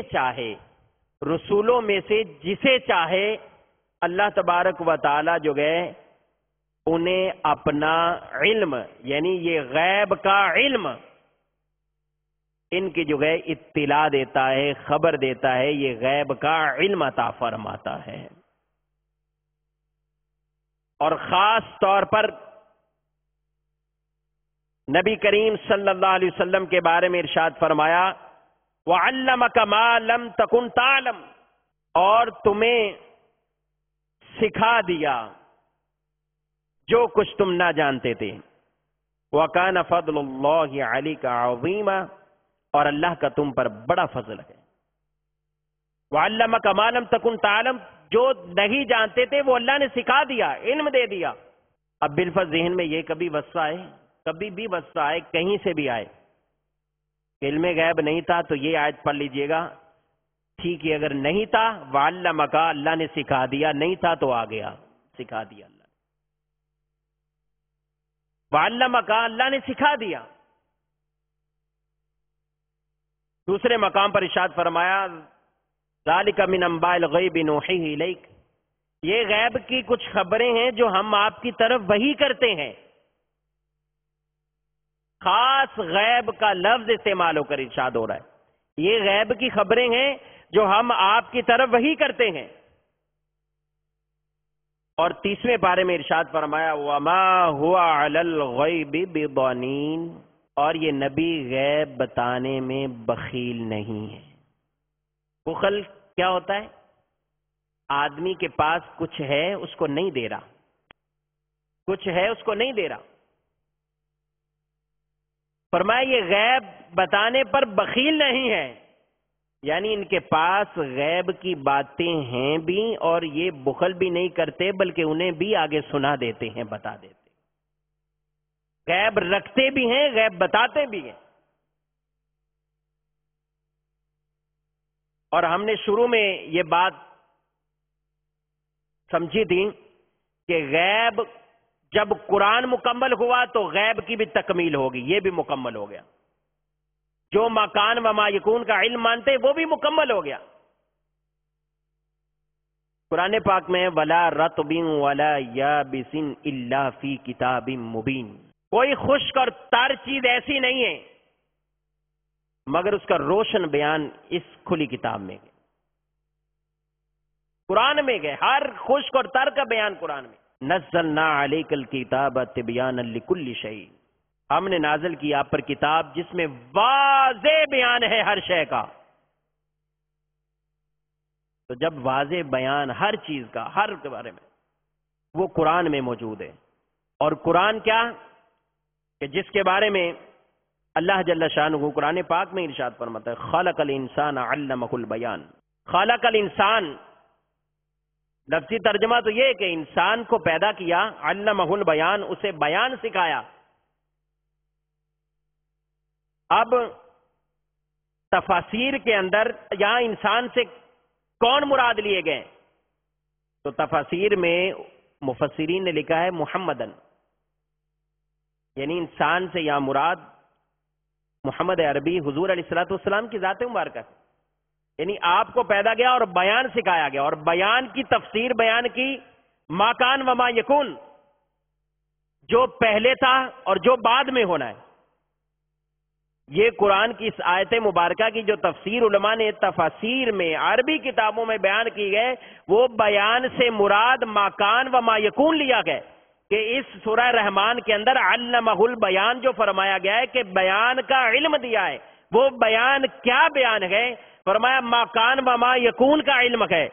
تو اعلی حضرت علیہ رحمہ ان تمام تفاسیر کے پیش نظر آپ ترجمہ کنز الایمان میں کتنے پیارے انداز میں ان کا ترجمہ کرتے ہیں.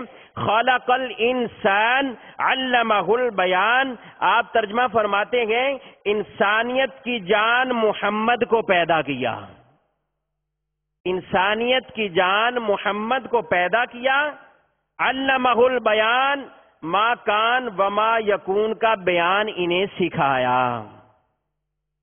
یعنی جو کچھ پہلے تھا، جو بعد میں ہونے والا گئے، سب کا علم اللہ تبارک و تعالی نے اپنے پیارے حبیب صلی اللہ تعالی علیہ وآلہ وسلم کو عطا فرمایا.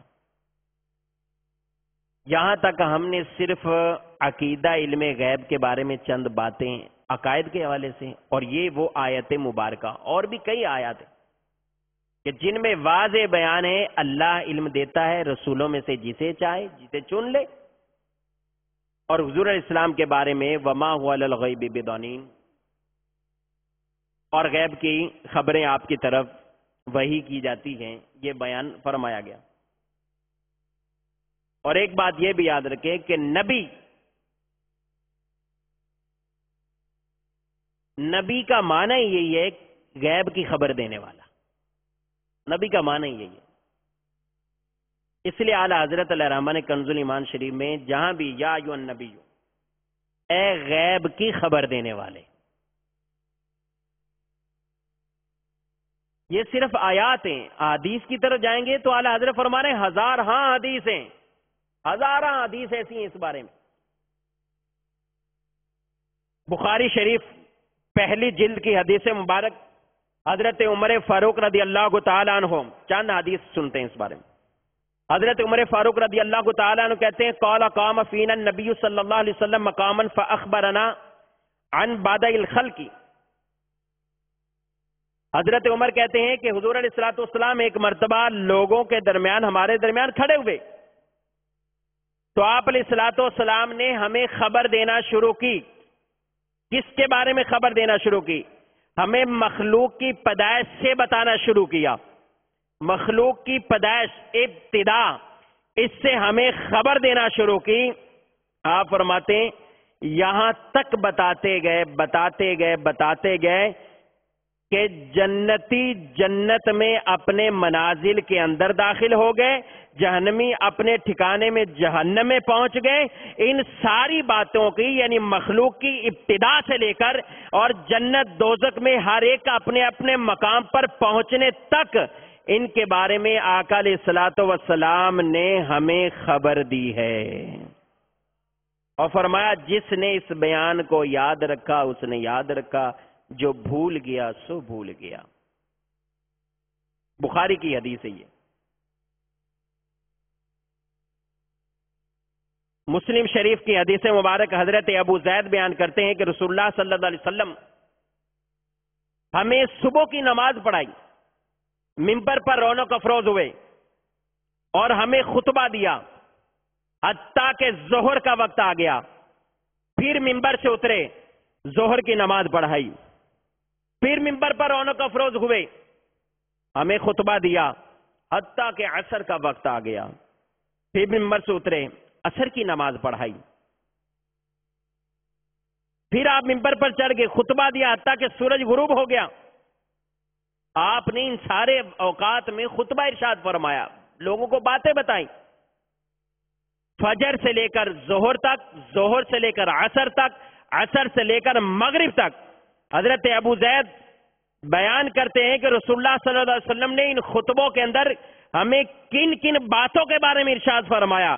آپ فرماتے ہیں کہ ہمیں تمام ما کان وما یکون، یعنی جو پہلے ہو چکا تھا اور جو بعد میں ہونے والا تھا، ان سب کی خبریں آپ نے ہمیں سنا دیں. یہ آقا صلی اللہ علیہ وسلم کا علم مبارک، یہ حدیث پاک، یہ مسلم شریف کی حدیث ہے، بخاری کی حدیث. آپ صلی اللہ علیہ وسلم خود بیان فرماتے گئے میں نے رب عز و جل کو حسین و جمیل صورت میں دیکھا. میرے رب نے ارشاد فرمایا اے محمد صلی اللہ علیہ وسلم. میں نے کہا حاضر ہوں یا رب. فرمایا مالائے اعلی، یہ فرشتے کس چیز میں بحث کر رہے ہیں؟ تو میں نے عرض کی اے میرے رب میں نہیں جانتا. پھر کیا ہوا؟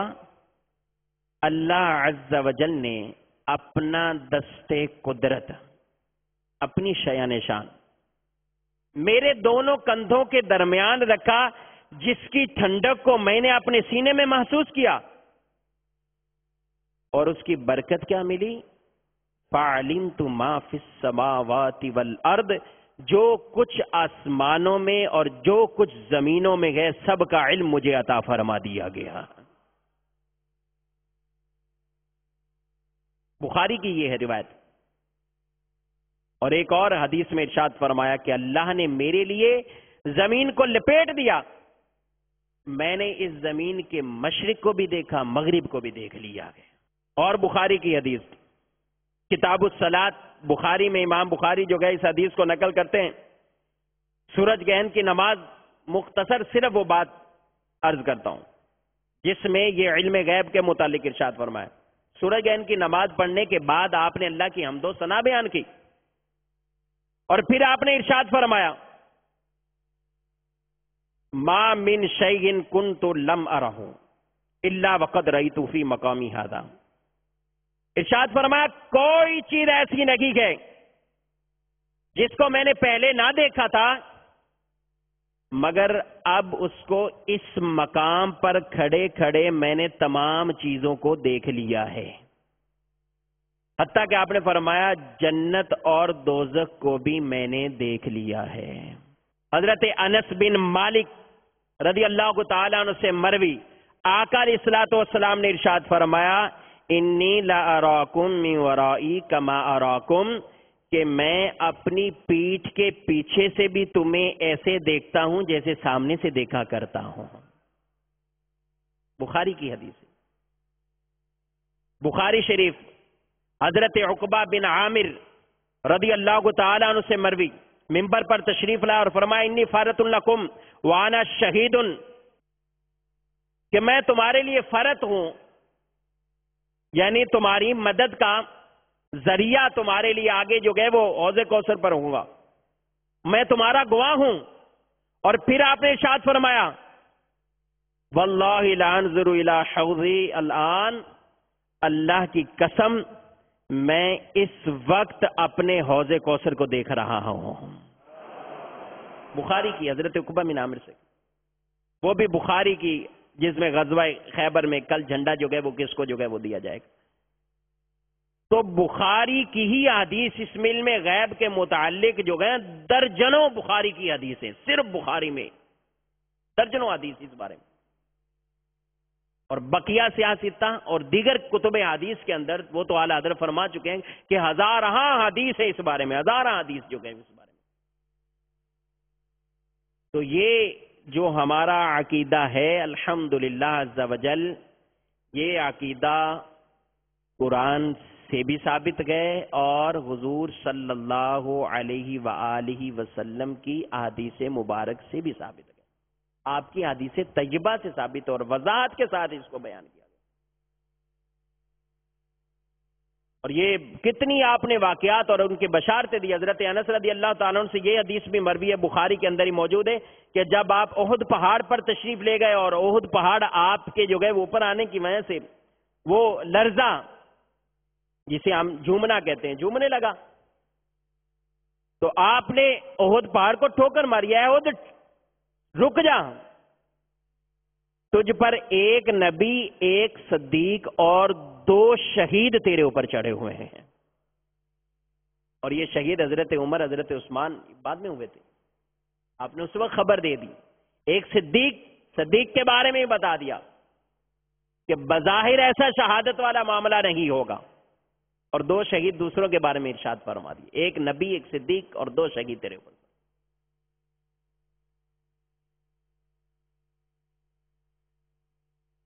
اور یہ بھی یاد رکھیں کہ اللہ کے رسول انبیاء کی فیضان، ان کے فیضان سے، ان کے توسل سے بعض غیب اولیاء کرام بھی رکھتے ہیں، ان کے بارے میں بھی عقیدہ ہے، ان کے توسل سے بعض غیب، ان کے فیضان اور ان کے توسل سے اللہ کی عطا سے انبیاء جانتے ہیں، انبیاء کے توسل اور فیضان سے یہ جو ہے وہ اولیاء کرام وہ جانتے ہیں. اور خود حضور غوث پاک رضی اللہ تعالیٰ عنہ کو قول گئے اس بارے میں. آپ ارشاد فرماتے ہیں, آپ کو خود فرمان گئے, قول گئے کہ میں علم رکھتا ہوں, جانتا ہوں اس بات کو جو تم جو گئے وہ کھاتے ہو, جو تمہارے گھروں پر موجود ہے. اور یہ بھی آپ کا جو گئے وہ قول مبارک ارشاد گئے کہ جس طرح ہتھیلی پر دانے کو رکھ کر آدمی بآسانی دیکھتا گئے, میں اس طریقے سے جو گئے وہ اس دنیا کو دیکھ رہا ہوں. تو اللہ کے رسول کے فیضان, ان کے توسل سے اولیاء کرام, دیگر اولیاء بھی, یہ بعض غیبوں پر ان کو اطلاع ہے. یہ بھی عقیدہ ہم نے ساتھ اولیاء کے بارے میں. اور آخر میں یہ حدیث مبارک جس میں بھی واضح طور پر علم غیب علماء نے ثابت کیا گئے. حضرت عبداللہ بن عباس رضی اللہ تعالیٰ عنہ سے مروی بخاری شریف کی حدیث, نبی کریم صلی اللہ تعالیٰ علیہ وآلہ وسلم 2 قبروں کے قریب سے گزرے جنہیں عذاب ہو رہا تھا. تو آپ نے فرمایا انہیں عذاب ہو رہا ہے اور انہیں کسی ایسی شے کی وجہ سے عذاب نہیں دیا جا رہا کہ جن سے بچنا ان کے لیے مشکل ہے. ایسی شے کی وجہ سے عذاب نہیں دیا جا رہا. فرمایا ان میں سے ایک پیشاب کے چھینٹوں سے نہیں بچتا تھا اور دوسرا چغلی کرتا تھا. ادھر کی بات ادھر کر کے اور ادھر کی بات ادھر کر کے لوگوں کو آپس میں لڑانا. ایک پیشاب کے چھینٹوں سے نہیں بچتا تھا, دوسرا چغلی کرتا تھا. ان کی وجہ سے یہ عذاب ہو رہا ہے. یہاں جو علماء نے یہاں تک لکھ کر اس سے جو چیز ثابت کی گئے کہ قبر کا وہ معاملہ ہے کہ آج دنیا اتنی ترقی کر گئی, کوئی ایسے آلات ایجاد نہیں ہوئے کہ اس چیز کا انکشاف ہو جائے. لیکن قربان جائیں نگاہ مصطفیٰ صلی اللہ علیہ وسلم پر کہ آپ قبروں کے پاس سے گزر لگے گئے اور آپ کی نگاہ کے آگے کوئی چیز آڑ نہیں بن سکتی. آپ واضح دیکھ رہے ہیں کہ اس کے قبر میں جو ہے وہ سزا کے اندر ہے یا آسانی سہولت میں اس کے قبر کے اندر موجود. آپ دیکھ رہے ہیں, آپ کو علم ہے. اور صرف یہ نہیں بلکہ علم مصطفیٰ صلی اللہ علیہ وسلم تو دیکھیے کہ آپ یہ بھی بتا رہے ہیں کہ اس کو سزا مل رہی ہے تو اس عمل کی وجہ سے اس کو سزا دی جا رہی ہے. اس کا بھی علم گیا آپ کو کہ کیا معاملہ ہوا تھا اس کے. یہاں تک جو گئے وہ یہ تو علم کے حوالے سے ہوگی, علم غیب کے حوالے سے. اب آگے آپ علیہ الصلوۃ والسلام نے ایک شاخ لی, اس شاخ کے پھر 2 ٹکڑے کر دیے. تر شاخ لی اور اس کے پھر 2 ٹکڑے کر دیے اور ان دونوں کو ایک ایک قبر پر لگا دیا. پھر آپ نے ارشاد فرمایا کہ جب تک یہ تر رہیں گی, یہ شاخیں خشک نہیں ہوگی, امید ہے کہ ان کے اس عذاب میں تخفیف کر دی جائے گی. اب یہاں جو بات سمجھنی ہے, آپ بھی مدنی چینل کے ناظرین دنیا بھر میں فرض علوم میں شریک, 2 چیزیں, ایک پیشاب کے قطروں سے بچنا, کیونکہ اس کے بارے میں بھی حضور صلی اللہ علیہ وسلم نے آداب بیان فرمائے ہیں کہ جو جائے تو کہیں بھی باہر جو ہے, اب تو ٹوائلٹ یا باتھ روم وغیرہ میں اس طریقے جائے, باہر کہیں بیابان جنگل میں گئے, کہیں باہر گئے, اس کو پیشاب وغیرہ کی حاجت ہوئی تو سوراخ میں نہ کرے کہ ہو سکتا ہے کوئی موذی چیز نکل کر جو ہے وہ اس کو نقصان دے. یہ جہاں جو ہے وہ حاجت کے لیے یا پیشاب کے لیے بیٹھ رہا ہے تو اونچی مقام کی طرف نہ کرے کہ اسی سے پھر آپ خود اپنے آپ کو آلودہ ہوگا. اب اس سے وہ حضرات جو کھڑے کھڑے ہی اپنی اس حاجت کو پورا کرتے ہیں اور اس میں زیادہ امکان اس چیز کے گئے کہ ان کے کپڑے آلودہ ہوتے, وہ ناپاکی والی کیفیت اور طریقہ بھی خلاف سنت. تو اس ہر اعتبار سے اپنے آپ کو ان ناپاک چیزوں سے بچانا, کیونکہ پاک چیز کو بلا وجہ ناپاک کرنا یہ جائز نہیں ہے. تو ان چیزوں سے بچانے کا حکم ہے, خود بھی بچنا ہے, گھر پہ جو ہے وہ بچوں کے ساتھ یہ حاجت کے معاملات جو ہے وہ کرواتے ہوئے اس وقت بھی اپنے آپ کو نجاست سے بچانا ہے، کیونکہ بچہ چاہے ایک دن کا ہو، چاہے بچہ ایک دن 1 گھنٹے کا ہو. یہاں بہت ایسی لوگوں میں ایک مشہور بات ہے، مدنی چینل کے ناظرین بھی اس بات سے اتفاق کریں گے کہ بعض لوگوں میں یہ بات جو ہے وہ مشہور ہے کہ دودھ پی رہا ہے، ابھی کھانا نہیں کھا رہا تو اس کا پیشاب جو ہے وہ پاک ہوتا ہے. ایسا نہیں ہے.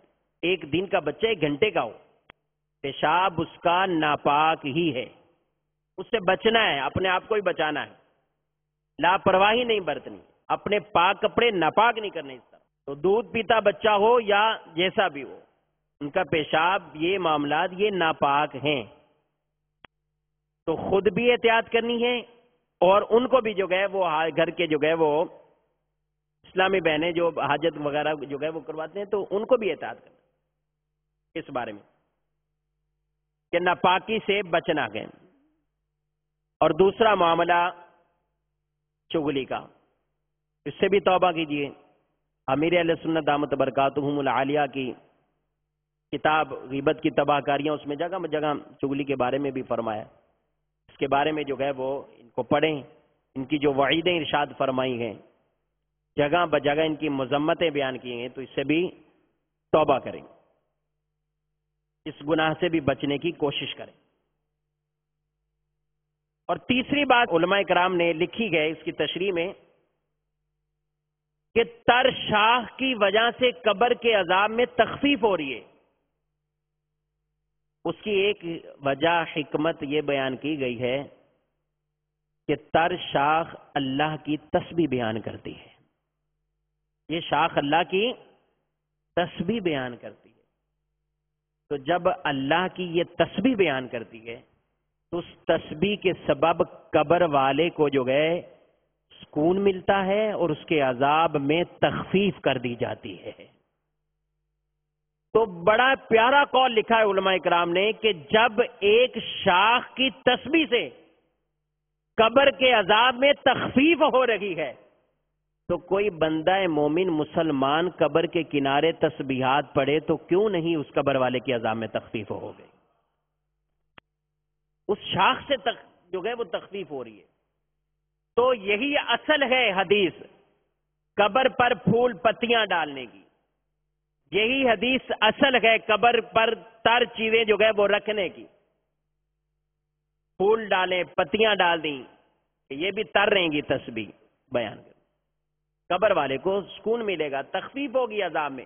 اور صرف اسی اہتمام پہ نہیں رہیں بلکہ خود بھی جب بھی زیارت قبور کے لیے جائیں تو صرف ایک ظاہری ان چیزوں پر یہ تو رکھیں، آپ پھول بھی ڈالیں بالکل منع نہیں ہے، شاخیں بھی لگائیں، لیکن آپ اپنے مرحوم کے سرہانے قبر سے جو ہے وہ پاس بیٹھ کر اگر وہاں بآسانی جانا ممکن ہے تو تسبیحات پڑھیں، کچھ نہ کچھ وہاں بیٹھ کر پڑھیں. انشاءاللہ اس سے ان کو انسیت ملے گی، سکون ملے گا.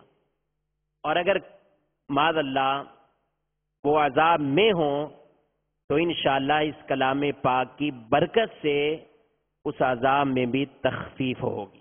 اور یہ سلسلہ ان کو تسبیحات پڑھنے کا، ان کو اصالہ ثواب کرنے کا، اس کو مستقل جو ہے وہ کنٹینیوز رکھیں. وہ خوش نصیب والدین گئے جو اپنی اولاد کی تربیت ایسے کرتے گئے، اچھے انداز سے کرتے ہیں. الحمدللہ دعوت اسلامی ایک ایسا پیارا مدنی ماحول ہے. لاکھوں لاکھ مسلمان جو گئے وہ کتنے خوش نصیب گئے کہ جن کے دوست احباب، جن کی اولاد یا جن کے والد وہ اس پیارے ماحول میں گئے اور ان کا دنیا سے وہ چلے جا چکے ہیں.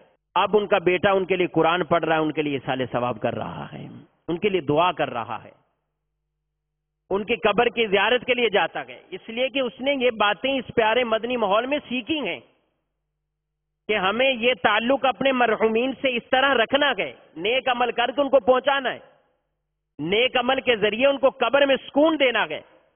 اور یہ باتیں ساری جو یہ حدیث میں یہ بیان کی گئی ہیں اور اصالہ ثواب کا طریقہ الحمدللہ اس کے کئی ذرائع گئے نیک عمل کر کے بھی اس کا ایصال ثواب کا ذریعہ گئے، صدقہ خیرات کر کے بھی ہے، ہر اعتبار سے آپ کریں، مالدار گئے زیادہ سے زیادہ صدقہ دیں، آپ دعوت اسلامی کے ساتھ بھی مالی طور پر بھی جو ہے وہ تعاون کریں، اور اس کے علاوہ جو ہے وہ دیگر آپ نوافل پڑھ کے، قرآن شریف پڑھ کر اور مدنی قافلوں میں سفر کر کے بھی اپنے مرحومین کو ایصال ثواب کریں، نیت کریں انشاءاللہ عز و جل کہ ہم مدنی قافلوں میں سفر کریں گے انشاءاللہ، اور فرض علوم میں جو چیزیں بھی ہم سیکھ رہے ہیں، ایک اس کا اہم ترین مدنی قافلے میں جا کر جو ہے آپ مدنی قافلے میں ان چیزوں کی دہرائی کریں، بیٹھیں، آپ کو زیادہ وقت ملے گا مسجد میں بیٹھنے کا، حلقے لگانے کا، پڑھنے کا، یہ چیزوں کی آپ کی دہرائی بھی ہوگی انشاءاللہ، اور آپ کے مرحومین جتنے بھی ہمارے سب کے جو مرحومین ان کے ایصال ثواب کے لیے بھی یہ کام کرے، تو انشاءاللہ باہر یہ علم بھی سیکھیں گے،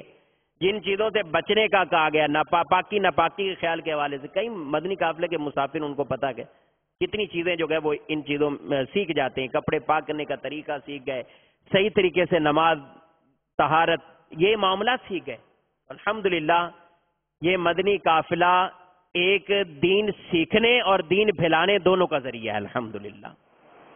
کئی قافلوں میں جا کر اس طریقے سے اپنی تربیت کر کے سیکھیں، اور قافلہ گیا اور اس قافلے کی بہار کی وجہ سے کئی وہاں کے لوگ جو گئے وہ مدنی ماحول میں آ گئے، بے نمازی تھے تو نمازی بن گئے۔ تو انشاءاللہ نیت کریں اور اس کا عزم کا اظہار کریں کہ انشاءاللہ عز و جل ہم یہ عادت بنائیں گے، جس طرح ہمارے پیارے باپا جان ہمیں ارشاد فرماتے کہ ہر مہینے انشاءاللہ 3 دن کے مدنی قافلے میں سفر کروں گا۔